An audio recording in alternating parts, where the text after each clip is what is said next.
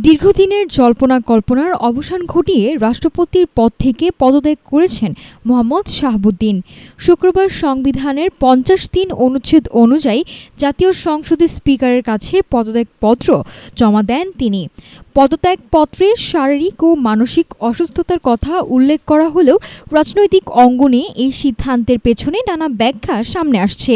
বিশ্লেষকদের কেউ বলছেন এটি রাজনৈতিক সিদ্ধান্ত, আবার কেউ মনে করছেন স্বাস্থ্যগত কারণেই মূল বিষয়। এদিকে রাষ্ট্রপতির পদত্যাগকে ঘিরে বিভিন্ন ধরনের গুঞ্জন ছড়ালেও সেসব বিষয়ে সরকারিভাবে কোনো প্রমাণ বা নিশ্চিত তথ্য প্রকাশ করা হয়নি। সরকারের পক্ষ থেকেও এই বিষয়ে স্পষ্ট কোনো ব্যাখ্যা দেওয়া হয়নি।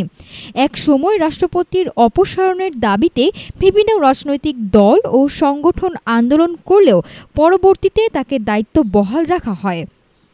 ফলে হঠাৎ পদত্যাগের ঘটনায় নতুন করে রাজনৈতিক আলোচনা শুরু হয়েছে।